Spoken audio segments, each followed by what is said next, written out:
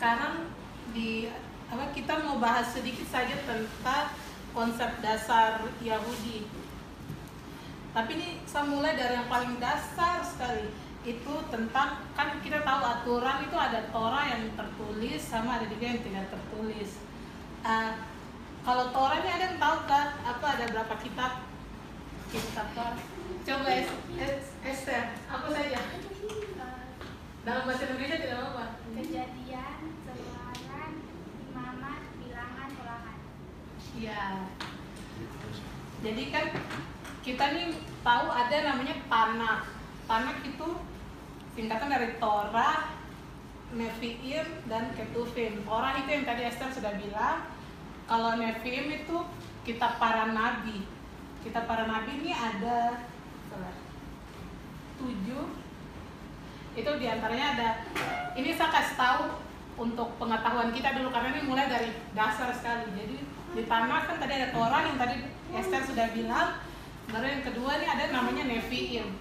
Nevi'im itu ada Yosua, Hakim-Hakim, Samuel, Raja-Raja, Yesaya, Yeremia, dan Yehezkiel.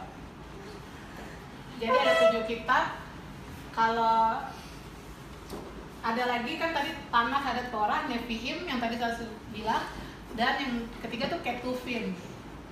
Ketuvim ini dia sebelum masuk ke Ketuvim ada kitab para nabi yang tergolong sebagai kitab-kitab minor.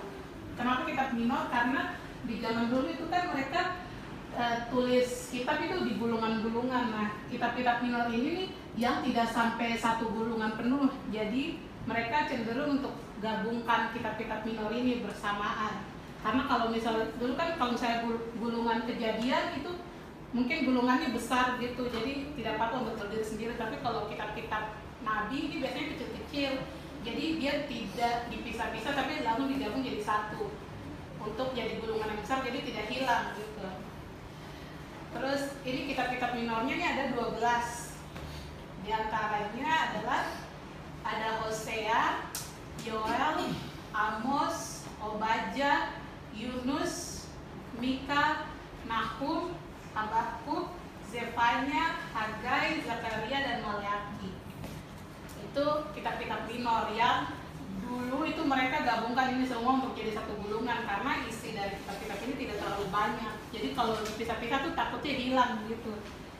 Karena kan mereka harus bawa kitab gulungan-gulungan ini ke sana kemari untuk mengajar, jadi takut hilang, jadi mereka gabungkan.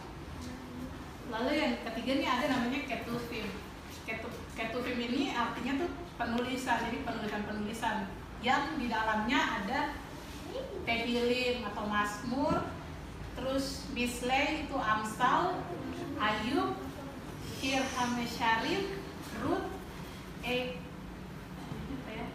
Eika, Lamentation, ini saya lupa bahasa Indonesianya apa, terus Ecclesia, Esther, Daniel, Ezra, dan Nehemia itu dijadikan satu kitab, dan ada Chronicles.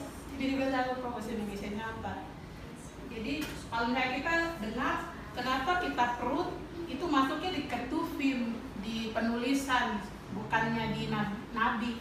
Jadi di sana tuh waktu itu dijelaskan. Jadi pembagian kitab-kitabnya Yahudi itu tidak sama dengan kita punya tetangga di sebelah. Jadi karena ini nama orang, jadi ini kita masukkan ke dalam kategori nabi. Jadi tidak seperti itu. Jadi ya ini kumpulan tulisan-tulisan ini tidak dikategorikan berdasarkan nama karena kita pikir ini nabi, jadi ini masuk di kategori nabi, tidak. Jadi di Yahudi itu berbeda gitu. Saya menjelaskan sedikit cara gampangnya untuk kita ingat 5 kitab Moshe ini. 5 kitab Moshe ini apa aja isinya di dalamnya. Jojo tadi sudah diajarkan tadi. Ada berapa kitab ini 5 kitab Moshe? Ada 5.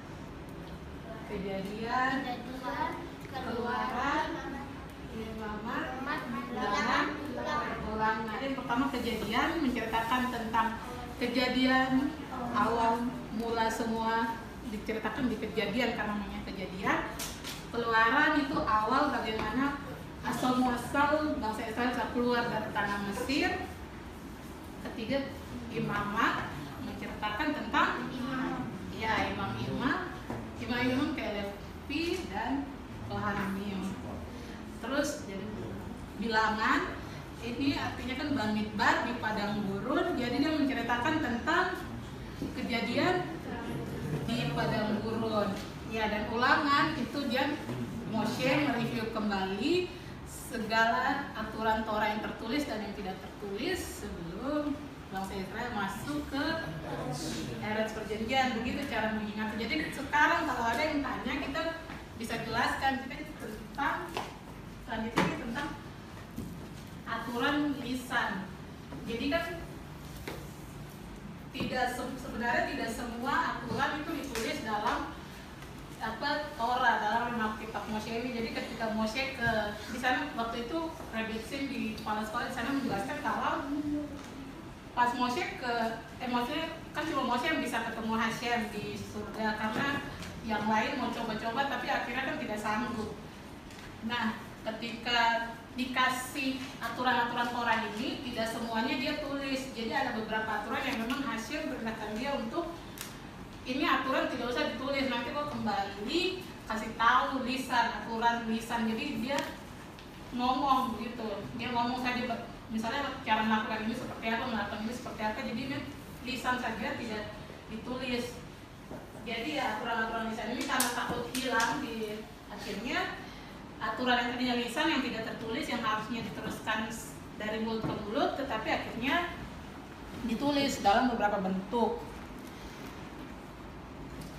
Iya, contohnya adalah Mishnah, Gemara, Talmud, Zohar, dan Shulchan Aruch. Ya, itu saja yang mau disampaikan. Jadi intinya di kelas pertama ini nama kelas itu konsep dasar Yahudi. Jadi tadi kita sudah hafal tentang 5 kitab Moshe, tentang apa saja Tanakh, ada Torah, Nevi'im dan Ketuvim, dan ada beberapa kitab-kitab di dalamnya.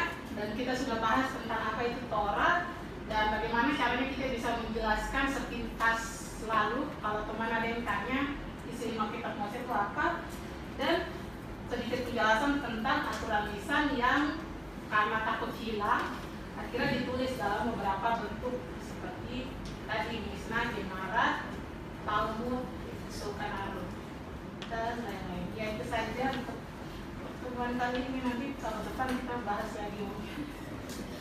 Saudara Pak.